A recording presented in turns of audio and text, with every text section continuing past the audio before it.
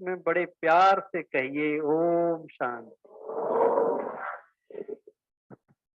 खुशियां आपके द्वार। ये जो शिविर यहाँ रखा है, इसके प्रथम सत्र में आप सभी करनाल के भाई बहनों का दिल की गहराइयों से स्वागत करते हैं, अभिनंदन करते हैं।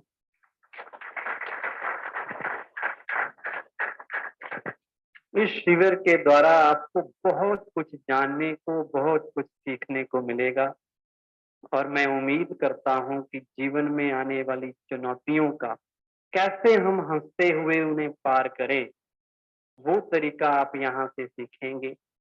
कैसे हर परिस्थिति में हम अपने मन की स्थिति को शांत रख सकें, वो चीज यहाँ से सीखकर हम जाएंगे। और मुझे पूरा विश्वास है कि अगर 9 दिन लगातार आप यहाँ आएंगे और इस हैप्पीनेस शिविर में भाग लेंगे तो आपके जीवन को एक नई दिशा मिलेगी, नई ऊर्जा मिलेगी, नया दृष्टिकोण मिलेगा।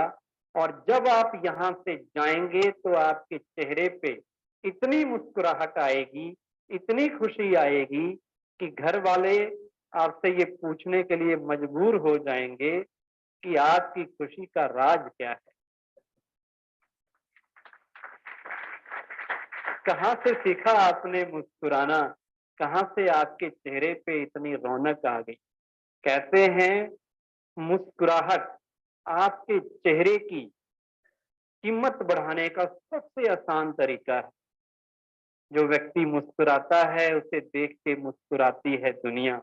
इसलिए दिल से मुस्कुराइए और खुद को याद दिलाइए कि फूल हो तुम फिर मुरझाना कैसा।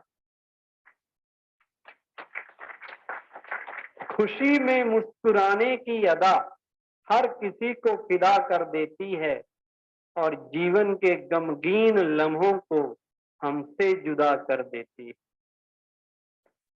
बजा दीजिए, बजा दीजिए।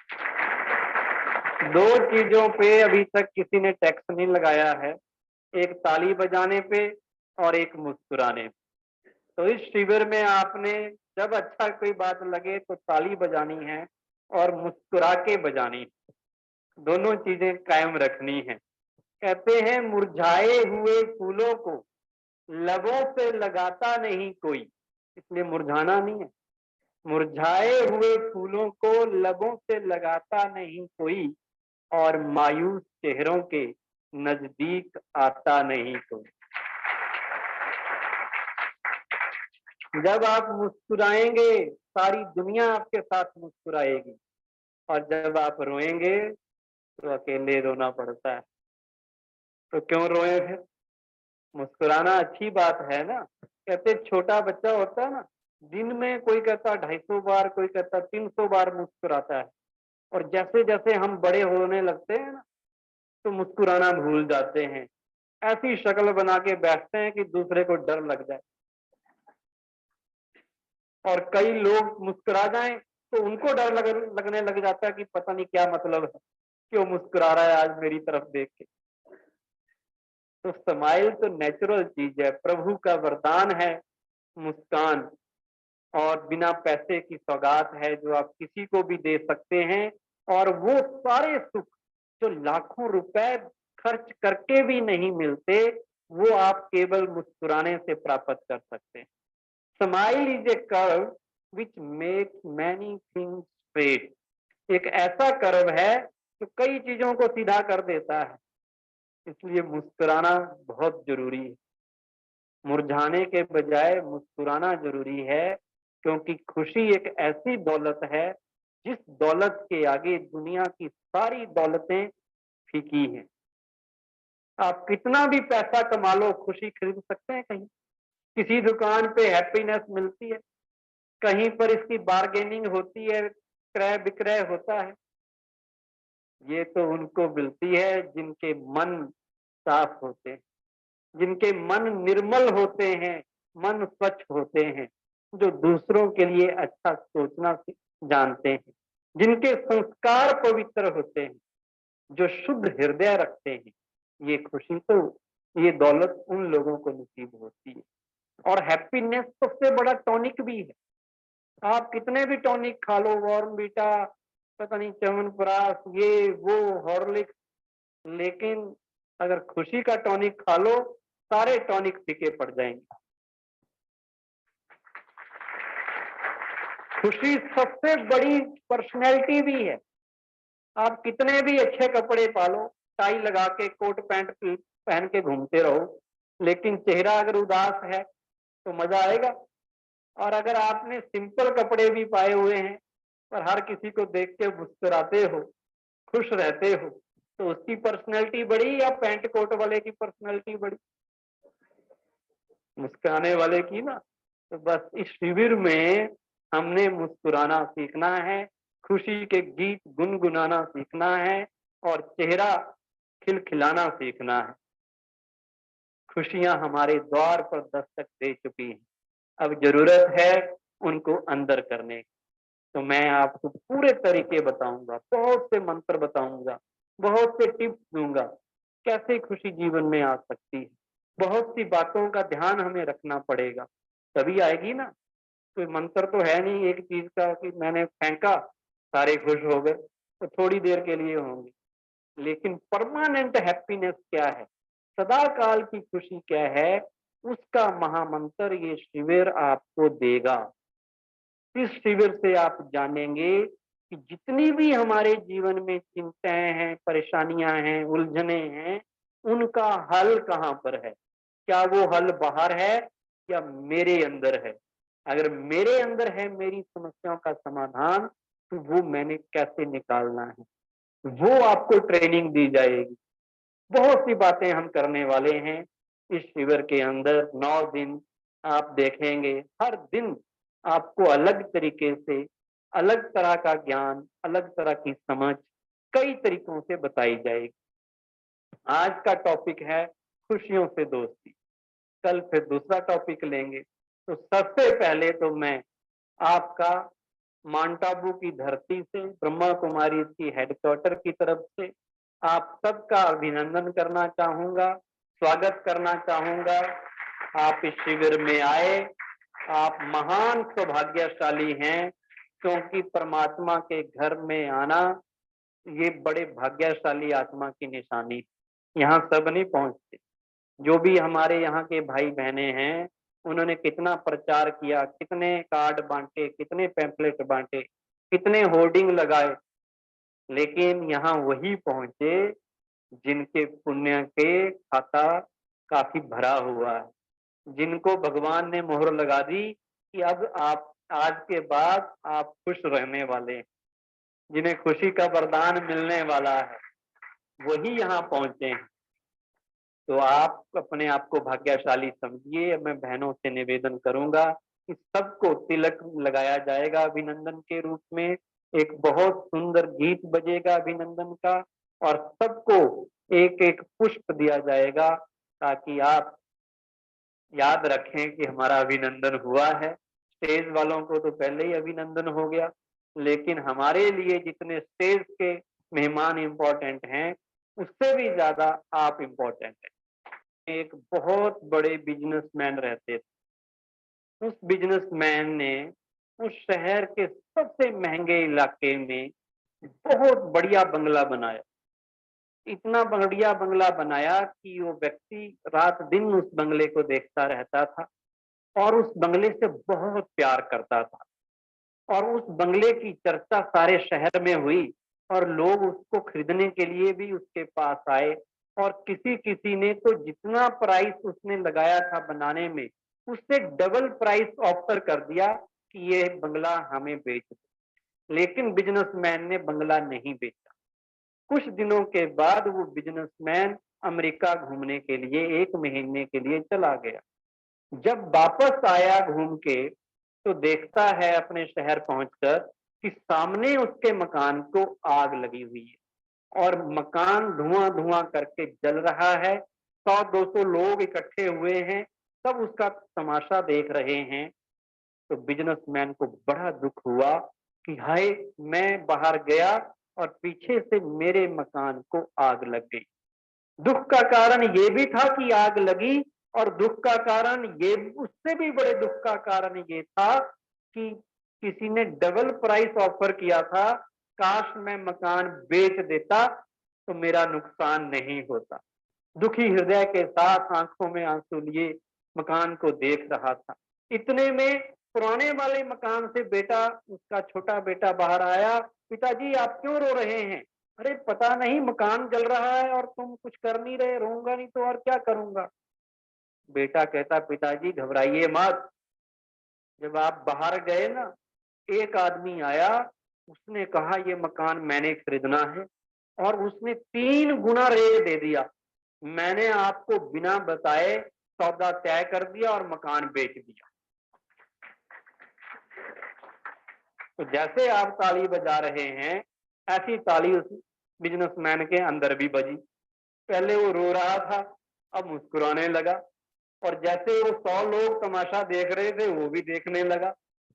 क्यों? क्योंकि अब मकान किसी और का जल रहा है। पहले मेरा मकान जल रहा था इसलिए दुख था, अब किसी और का मकान जल रहा है इसलिए दुख नहीं है।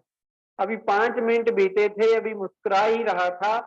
दूसरा बेटा कहीं से आया, पिताजी आप मुस्कुरा क्यों रहे हो? मकान जल रहा है। अरे तुम्हें पता नहीं, तुम्हारे भाई ने बेच दिया मकान, अब हमारा थोड़ी चल रहा, किसी और का चल रहा है। अरे पिताजी इसकी बातों में मत आओ। इसने जिस व्यक्ति के साथ सेटिंग की थी, उसने जो इनिशियल अमाउंट है वो तो दिया है, लेकिन पूरा पैसा नहीं दिया है। अब पता नहीं मकान जल गया तो देगा या नहीं देगा। पिताजी को फिर बेहोशी आ गई। पिताजी फिर उदास हो गए, फिर वही रोने वाला हालत हो गई। तो अब दोबारा रो रहे थे। तो 10 मिनट बीते तो तीसरे वाला बेटा अंदर से आ गया। पिताजी अभी अभी टेलीफोन आया है। कहते किसका? कहता जिसको मकान बेचा था। कहते क्या कह रहा है? कहता जी मैं, वो कह रहा है कि मैं वचन का पक्का हूं। किसको क्या पता था कि आग लग जाएगी? अब लग गई है, कोई बात नहीं, मैंने जो वादा किया था मैं आपके पैसे पूरे आपको दे दूंगा। तो पिताजी फिर क्या हुए? पिताजी फिर खुश हो गए। तो क्या है इस कहानी का मोरल? कि जैसे ही हम अपने आप को मालिक समझने लगते हैं, ये चीज मेरी है, ये घर मेरा है, ये दुकान मेरी है, ये पद पोस्ट मेरा है, ये स्टेटस मेरा है, तो दुख होता है। उसे कहते हैं अटैचमेंट। जब जब आपने किसी चीज को मेरा समझा तो दुख है, और जब आपने समझा कि मेरा नहीं है, मुझे केवल यूज करने के लिए मिला है, मुझे केवल ये चीज इस्तेमाल करने के लिए मिली है, मैं किसी भी चीज का ओनर नहीं हूं, तो आपके चेहरे पे खुशी आएगी। ये इस कहानी का सार है। तो आज से क्या करना है? मालिक समझना है या क्या समझना है? निमित्त। इसे कहते हैं, गीता में शब्द आता है निमित्त बनो। करण करावन हार वो है, मैं केवल करण हार हूं। करा वो रहा है, मैं नहीं कर रहा।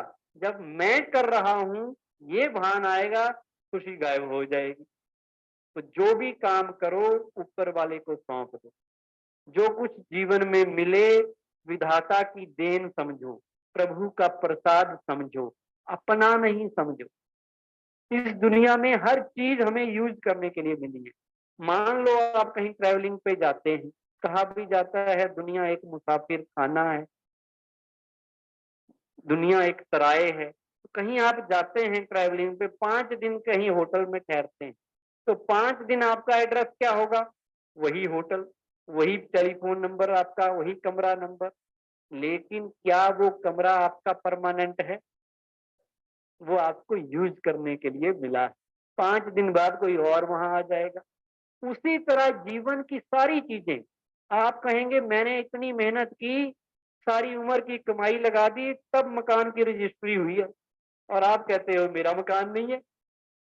अगर आपका होता, आपका केवल उसमें यूज करने का अधिकार है, और वो भी जरूरी नहीं है। हो सकता है आपका किराएदार उसको यूज कर रहा हो, किसी ने अक्यूपाई कर लिया जबरदस्ती, वो कर रहा हो। और आज अगर प्राण चले जाएं तो कौन सी रजिस्ट्री? लोग पूछने लग जाएंगे किसके नाम हुई प्रॉपर्टी, ट्रांसफर हो गया। आप तो टेम्परेरी मालिक थे।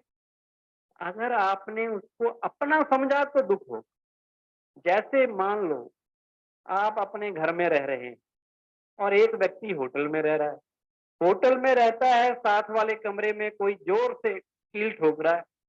आप कहेंगे मेरे को क्या फर्क पड़ता है, ठोकता रहे, मेरा कौन सा नुकसान हो रहा है। और एक व्यक्ति है जो आपने किराए पे रखा हुआ है, हर रोज दीवार को पत्थर हथौड़ा मारता है, तो आपको क्या फीलिंग आएगी? तो दीवार को नहीं मार रहा, मेरे दिल में छेद कर रहा है। क्यों ऐसा हुआ?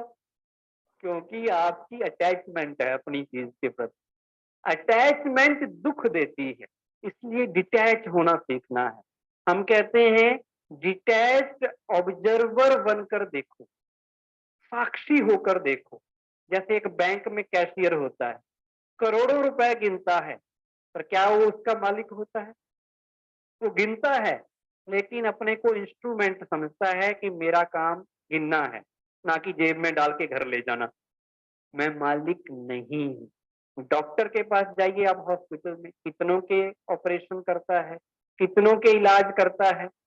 क्या डॉक्टर जिस दिन अच्छा ऑपरेशन हो जाए तो खुशी में लड्डू नहीं बांटता, और जिस दिन मर जाए तो रोने नहीं लगता? वो साक्षी होके अपना काम करता है, न्यूट्रल होके, डिटैच होके। इसे कहते हैं डिटैच होके काम करना। मतलब जो भी काम आप करें, काम का परिणाम आपको प्रभावित नहीं करे। परिणाम, रिजल्ट चाहे पॉजिटिव आए या नेगेटिव आए, आप न्यूट्रल रहें। ये कर सकते हैं या नहीं कर सकते? First do the best, then leave the rest to God. पहले अच्छे से अच्छा करो, फिर परिणाम के लिए जो हो भगवान के ऊपर छोड़ दो। खुश रहने का ये बड़ा मंत्र है। दूसरा मंत्र है कि खुशी बाहर की चीजों से नहीं आती, याद रखना। आज हम ये समझ बैठे हैं कि हमारे पास मटेरियलिस्टिक चीजें होंगी, भौतिक चीजें होंगी, सुख के साधन होंगे, कंफर्ट्स होंगे, तो हम खुश रहेंगे। लेकिन ऐसा नहीं है। हमने सोच लिया पैसा होगा तो सब कुछ होगा। बाप बड़ा ना भैया, सबसे बड़ा रुपया। ये गलत सोच है। रुपया सबसे बड़ा नहीं है। पैसे से खुशी नहीं आती। अगर आती तो दुनिया के सारे अमीर लोग खुश होते। अमेरिका के लोग सबसे ज्यादा खुश होते, सबसे ज्यादा पैसा वहां। पैसा होकर भी खुश रहा जा सकता है, ना पैसा हो तो भी खुश रहा जा सकता है। दुनिया की जितनी भी भौतिक चीजें हैं, भौतिक प्राप्तियां हैं, वो ना सुख देती हैं ना दुख देती हैं। वो तो निर्जीव हैं। वो हमारे मन के अंदर क्या है उसको या तो बढ़ाएंगी या उसको घटाएंगी। अगर मन में बुराई है तो बुराई के पैसा बुराई को बढ़ाने के काम आएगा।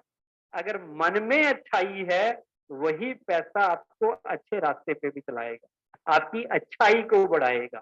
पैसा अपने में ना खराब है, ना पैसा सही है, वो तो न्यूट्रल चीज है।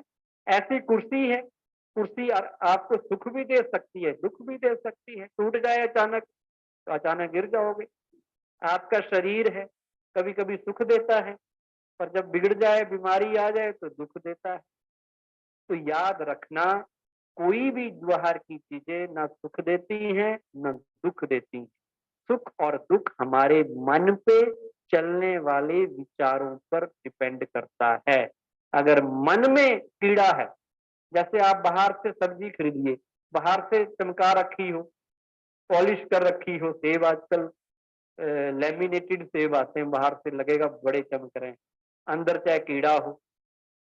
सब्जी बाहर से अच्छी हो, अंदर से खराब हो, तो उसका क्या फायदा? आजकल हम बाहर से बड़े अच्छे हैं, देखने में लगेगा बड़े जेंटलमैन हैं, अच्छे कपड़े पहनना सीख गए, अच्छे मकान बना लिए, सब कुछ अच्छा, अंदर पर कीड़ा है, मन मैला है। जब तक मन निर्मल नहीं होगा, मन स्वच्छ नहीं होगा, तब तक खुशी जीवन में आने वाली नहीं है। कितना भी आप बाहर से प्रोग्रेस कर लो, कितना भी पैसा कमा लो, लूट लो, झूठ बोल लो, ठगी कर लो, रिश्वत भ्रष्टाचार कर लो, लोग कहेंगे बड़ा पुंज धनवान व्यक्ति है, बड़ा सेठ है, लेकिन अंदर से वो सुख में है या दुख में है, ये उसको ही पता है। अगर अच्छे तरीके से कमाए होंगे पैसे तो सुखी होगा, गलत तरीके से कमाए होंगे तो दुखी होगा। पैसा बहुत जरूरी चीज है, हम ये नहीं कहते कि भौतिक विकास नहीं होना चाहिए, वो भी है, लेकिन वो एक कंपोनेंट है, सारा कुछ नहीं है। पैसा जरूरी है, पैसा कुछ है, money is something but not everything. जब हम उसको ही सब कुछ मान लेते हैं, बाप बड़ा ना भैया, वो वाली सोच हो जाती है, वही सबसे बड़ा है, तो दुख का कारण है। जैसे मान लो आप किसी ब्यूटी पार्लर के पास जाओ, जाती हैं बहनें, और उनको कहो जी मेरा नाक ठीक कर दो, बाकी चीजों को छोड़ो, मेरा नाक सुंदर कर दो, और वो नाक बना दे बड़ा स्मार्ट, बाकी की बॉडी वैसी रह जाए जैसी है, तो मिसमैच हो जाएगा ना। तो हम जीवन में यही कर रहे हैं, हम भौतिक चीजों के पीछे, पैसे के पीछे पड़े रहते हैं, वो एक पैरामीटर है, वो आ गया बाकी चीजें जीरो पे है, तो खुशी कैसे आएगी। इसलिए आज से ये पक्का कर लो कि खुश रहने के लिए हमें खुशी ही सबसे बड़ी दौलत है, तो बाहर की दौलत इकट्ठी करने की जरूरत नहीं है।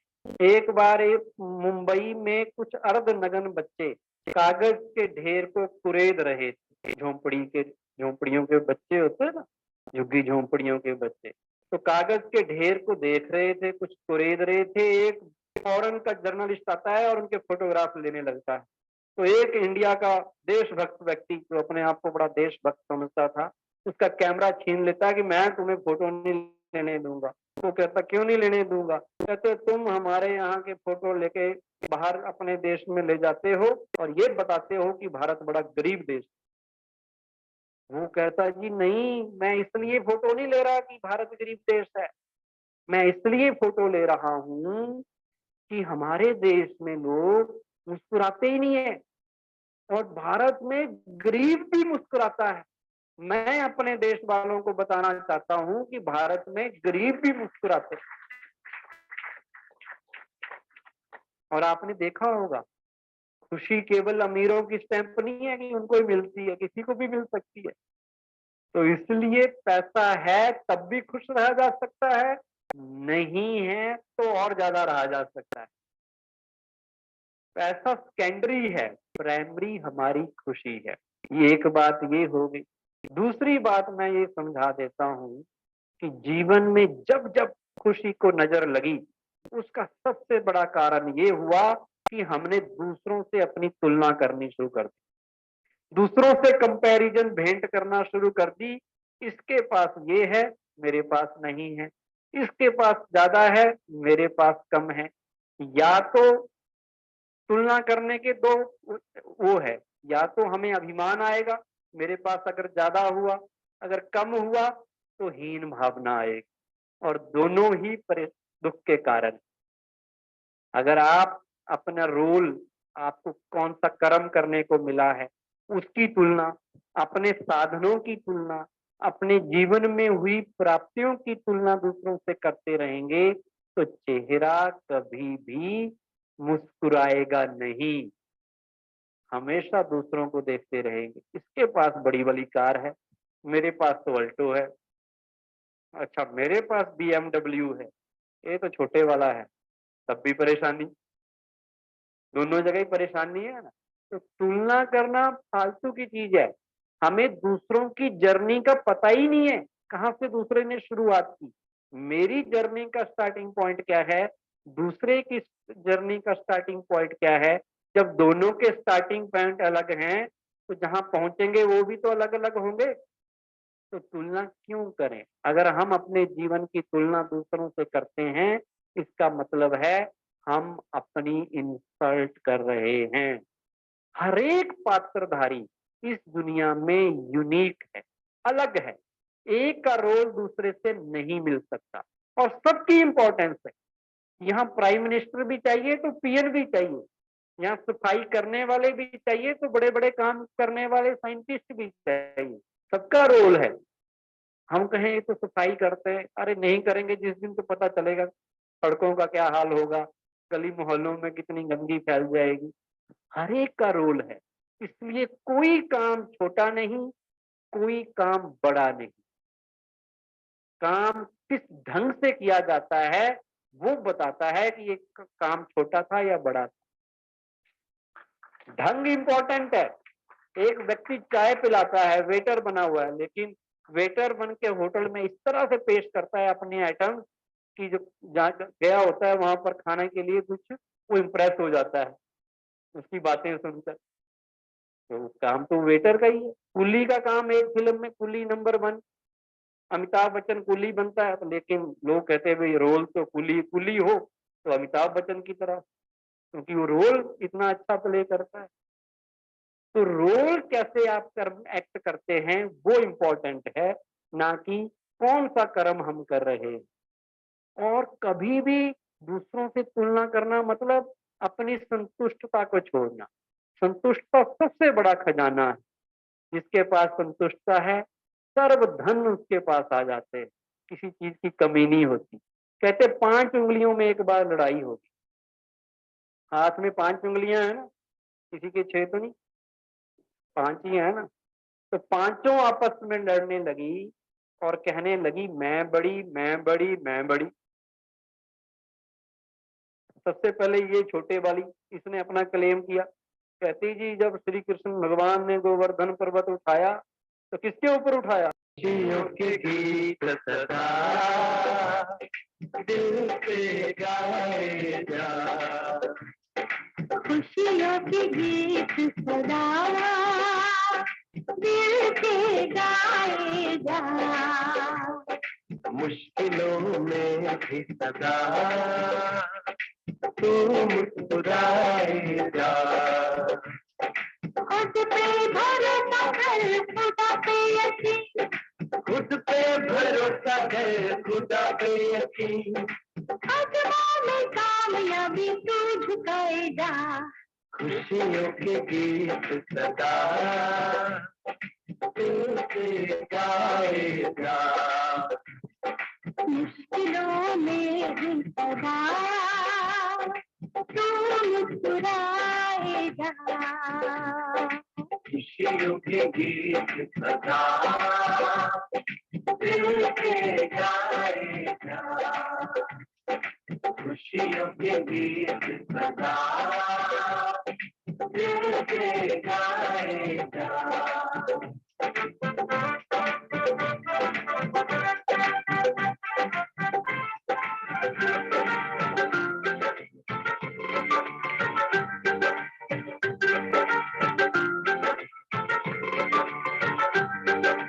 खुशियों का मौसम आया है, मन का तराना लाया है।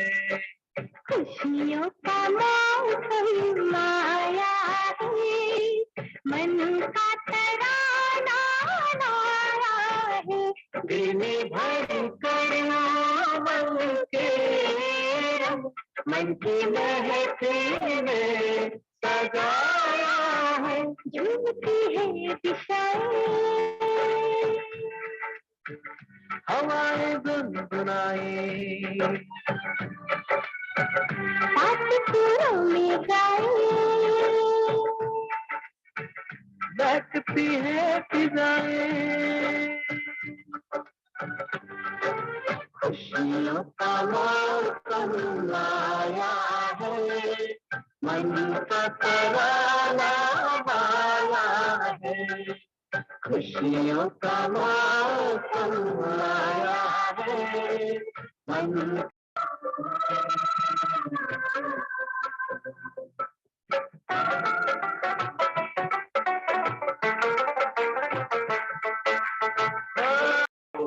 को उठाना होगा फिर कितना आसान, हर बोझ को उठाना होगा फिर कितना आसान। आपको यहाँ मिल रहा है वो सबको बांटना है।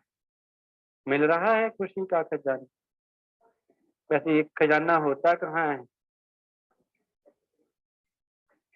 एक बार देवताओं की बड़ी गुप्त मीटिंग हुई कि ये जो खुशी की दौलत है, जो केवल हमारे पास है, ये कोई चोरी करके मृत्यु लोक के प्राणी ले ना जाएं, कहाँ इसको छिपा के रखा जाए।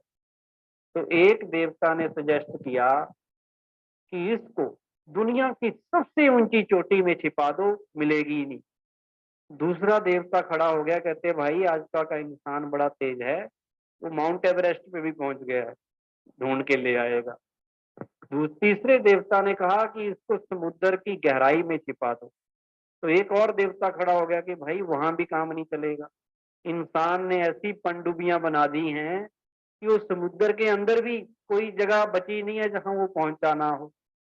पांचवें देवता ने जो कहा वो बात मान ली गई। उसने कहा कि खुशी के खजाने को इंसान के मन के अंदर, उसकी आत्मा के अंदर छिपा के रख दो, सारी उम्र वो बाहर ढूंढता रहेगा, कभी अंदर ढूंढने की कोशिश नहीं करेगा।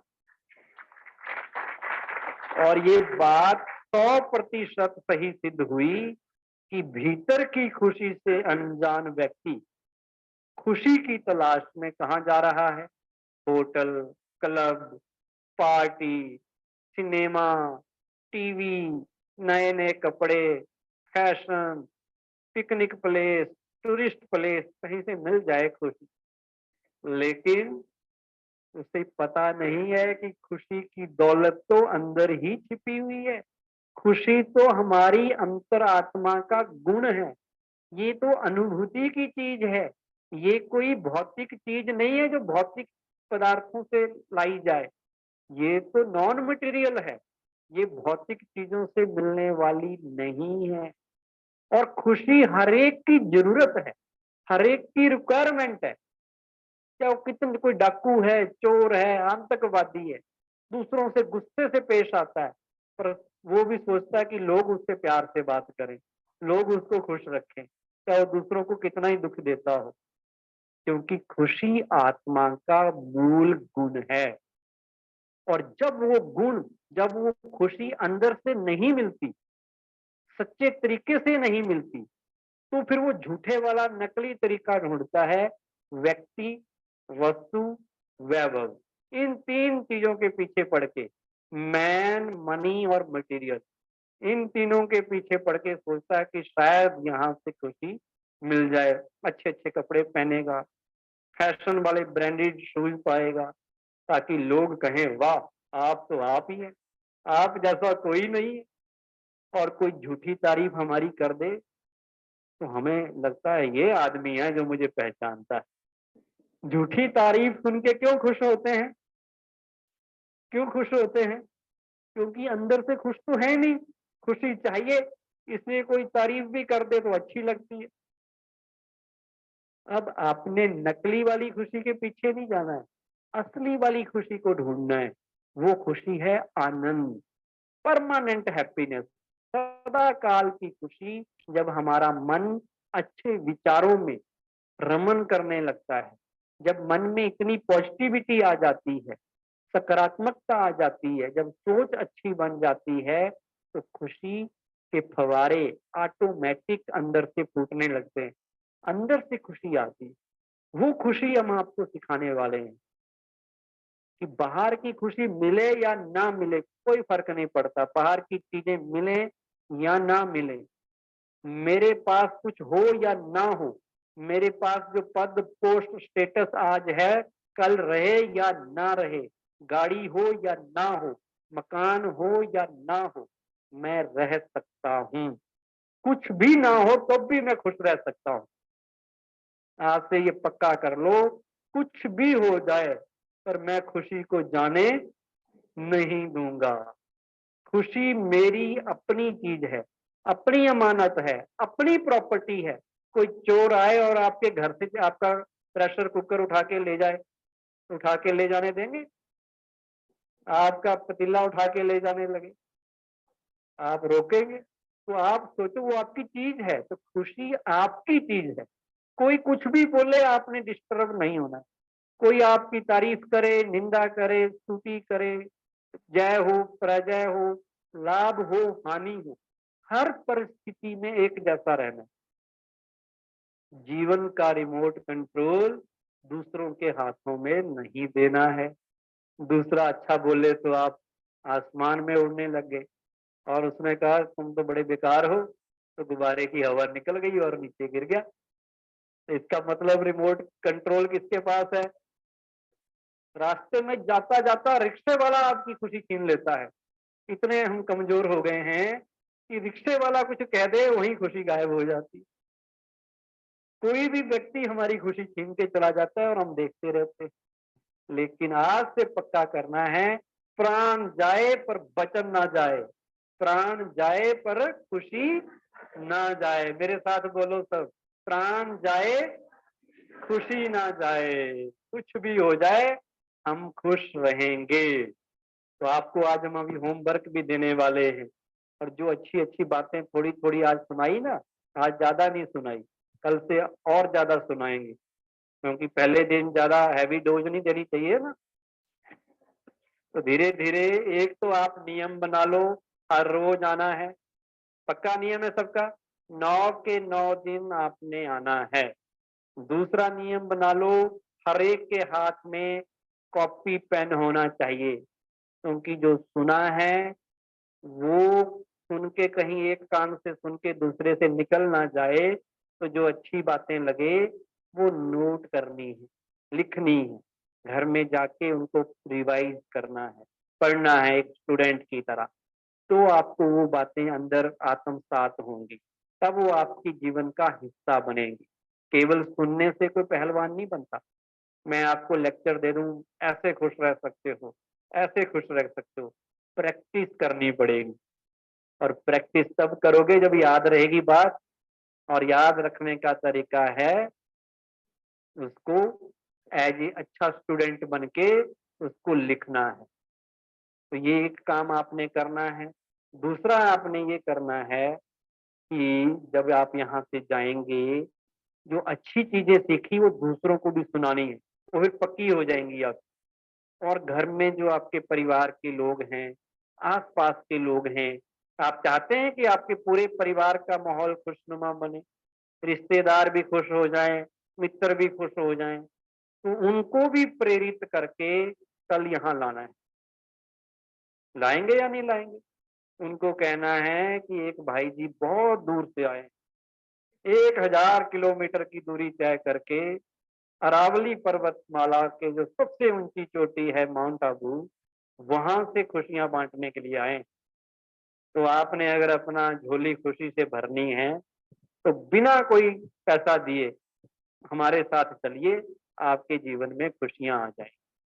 और जिन लोगों ने आपको यहाँ बुलाया है, जिन्होंने आपको कार्ड दिया, निमंत्रण दिया, प्रचार किया, उन सब भाई बहनों की भी यही इच्छा है कि आपके जीवन अच्छी बने, आपके जीवन में पॉजिटिविटी आए, आपके दुख चिंताएं समाप्त हों और सुख का सवेरा आपके जीवन में आए।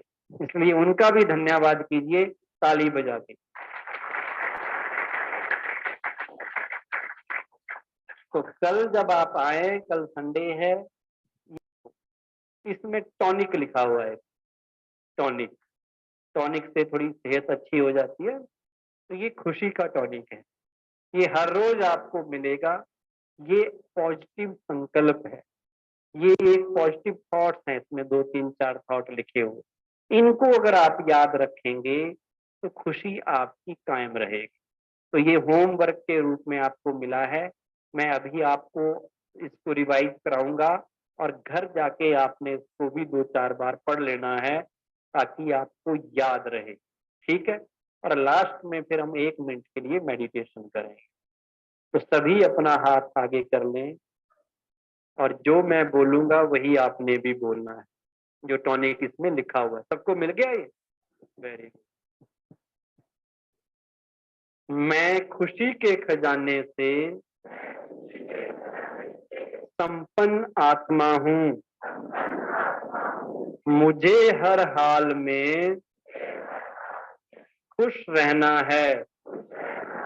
और खुशियां बांटनी है।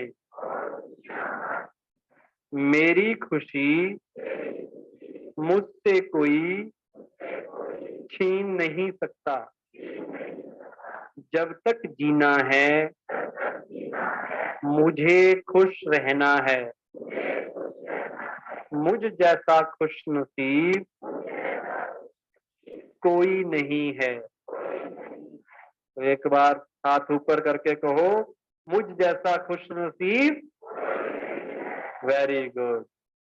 ये स्मृति, ये थॉट्स आपको पावरफुल बनाएंगे। अगर आपको चिंता होती है तो एक गलत विचार मन में चला जाता है, वो चिंता पैदा करता है, दुख पैदा करता है। उसको काटने का तरीका है एक अच्छा संकल्प, एक अच्छा विचार मन में डाल दो। तो ये वो विचार हैं, और वही अब मेडिटेशन में भी मैं आपको थोड़ा थोड़ा सिखाऊंगा। लास्ट के जो 4 सेशन हैं वो पूरे राजयोग मेडिटेशन के हैं, लेकिन थोड़ा थोड़ा हम हर रोज उसका थोड़ी थोड़ी प्रैक्टिस करने की कोशिश करेंगे। तो सभी अपने स्थान पे बैठ जाएं, बिल्कुल एकाग्र होके शांत मुद्रा में कमर सीधी कर लें, और जैसे जैसे मैं संकल्प दूं वैसे वैसे संकल्प आपने मन में लाने हैं। कल से जो सेशन शुरू होने वाला है बहुत इंपॉर्टेंट सेशन है, तनाव को अलविदा करना, मतलब खुशियों को और परमानेंट करना। तो वो कैसे तनाव दूर हो उसके ऊपर और विस्तार से कल बात होगी, बहुत इंपॉर्टेंट है। टाइम पे आपने आना है, 5:30 बजे ठीक हम अपना सेशन शुरू कर दें। 5:30 हम एक्सरसाइज शुरू कर दें। तो सबने टाइम पे आके एक्सरसाइज का लाभ लेना है, और उसके बाद सेशन टाइम पे शुरू होगा। और आपके टाइम जितना दिया है उससे पहले हर रोज आपका सेशन हम समाप्त किया करें। ठीक है, टाइम पे आना, टाइम पे जाना, पहला नियम बना लो, लेट लतीफ नहीं बनना।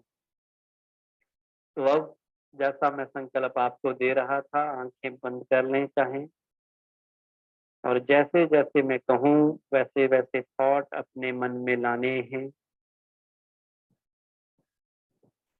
अपने आप को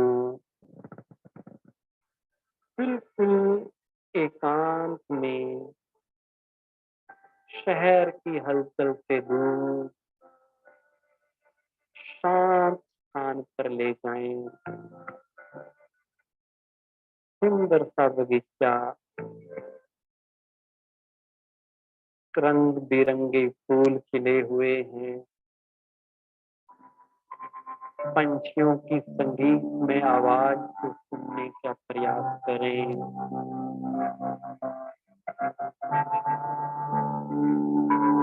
बिल्कुल शांत वातावरण में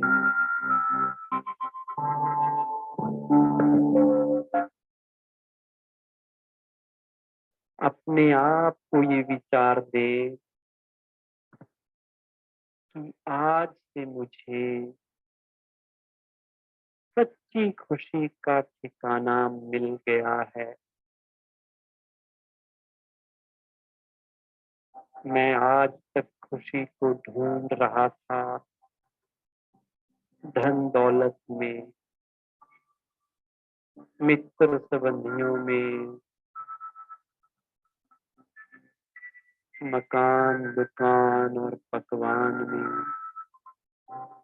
लेकिन आज मुझे पता चला सच्ची खुशी तो मेरे अंदर ही है। मेरे अंतरात्मा में, मेरे मन में खुशी का असीम खजाना है। कुछ भी हो जाए, लोग मेरी बात माने या ना माने, परिस्थितियां अनुकूल हो या प्रतिकूल, लेकिन मुझे खुश रहना है। मेरी खुशी मुझसे कोई छीन नहीं सकता। मैं तो हूँ ही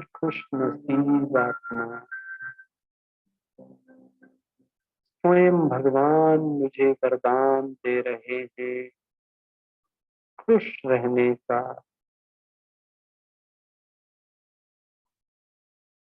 मेरी आज से ये खुद से प्रॉमिस है, कुछ भी हो जाए पर मैं खुश रहूंगा और सबको खुशियां बांटूंगा।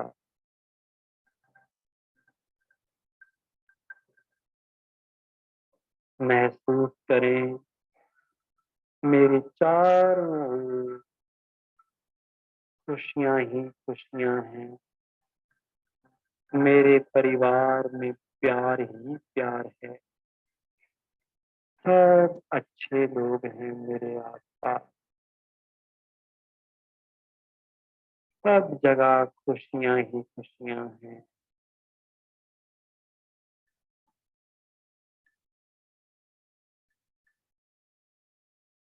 सारा दिन ये संकल्प मन में गूंजता रहे, मैं खुशियों से भरपूर आत्मा हूँ।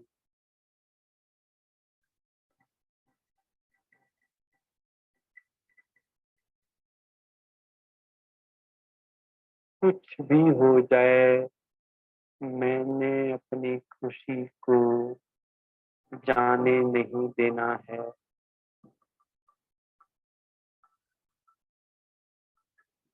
खो जाए खुशी की फीलिंग में, मैं आनंद स्वरूप आत्मा हूँ। मेरी खुशियों पे मेरा संपूर्ण अधिकार है।